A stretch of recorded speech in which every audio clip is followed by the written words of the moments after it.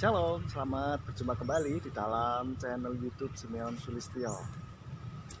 Kali ini masih di dalam seri tentang nama Tuhan, bagian yang ke-12 ya, serial yang membahas tentang berbagai macam pertanyaan umum yang diajukan oleh orang-orang Kristen seputar nama Tuhan kita atau nama Bapa Yahweh ya. Sekian tahun yang lalu saya pernah mengisi sebuah persekutuan doa di salah satu universitas di Surabaya, persekutuan mahasiswa gitu ya.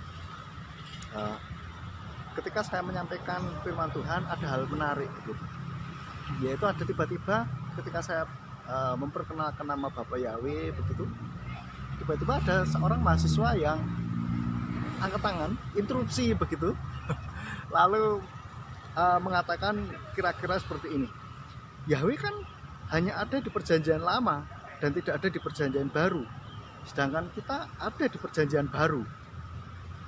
Nah, argumen serupa juga sering saya dengar dari berbagai orang Kristen yang belum menerima nama Bapa Yahweh dan masih mempertahankan nama Allah. Nah, menurut saya ini argumen yang tidak dipikir panjang begitu dan tidak sesuai dengan firman Tuhan tentunya. Mari kita perhatikan argumen ini.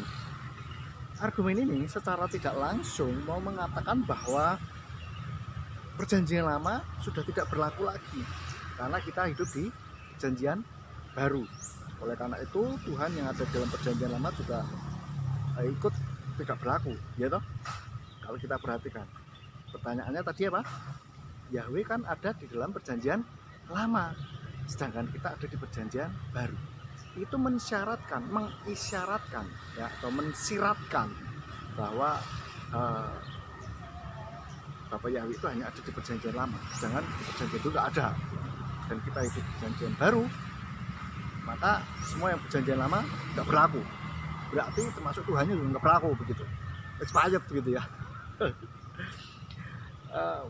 Mungkinkah Tuhan bisa expired? Kan nggak mungkin, kan? Atau mungkin Tuhannya pensiun gitu ya, kan jelas tidak mungkin juga gitu. Karena apa? Banyak ayat yang mengatakan bahwa Yahweh ini adalah Tuhan yang kekal gitu. Contoh di dalam Yesaya 40 ayat 28, Keluaran 15 ayat 18, Mazmur 29 ayat 10b, dan Yesaya 63 ayat 16 dan lain-lain gitu. Dan masih banyak ayat-ayat yang mengatakan bahwa Bapa Yahweh adalah Tuhan yang kekal gitu. Bahkan kalau kita renungkan, Yesua sendiri itu dalam perjanjian baru ya, mengikuti pola pikir mereka ya. Dalam perjanjian baru sendiri, Yesua justru memerintahkan kita untuk mengasihi Bapa Yahweh gitu loh. Di dalam Matius 22 ayat 37 di sana dikatakan, wa yomer Yesua elai et Yahweh Eloheka kalafafka ufkal nafseka ufkal madaika, yang artinya Yesua berkata, kasihlah Yahweh Elohimu dengan segenap hatimu dan dengan segenap jiwamu dan dengan segenap kekuatanmu.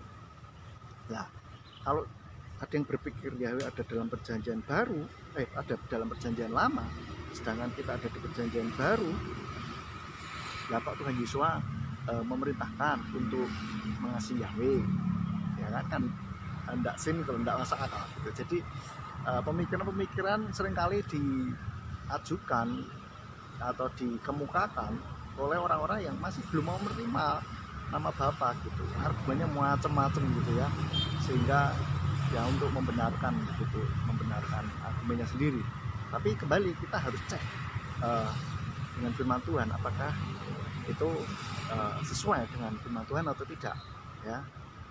Oke, jadi marilah kita berpegang pada apa yang dikatakan firman Tuhan, bukan pada logika kita sendiri, bukan pada argumen kata ahli atau kata orang atau kata pendeta siapa begitu. Kita cek lagi ke firman Tuhan, sesuai apa tidak gitu ya.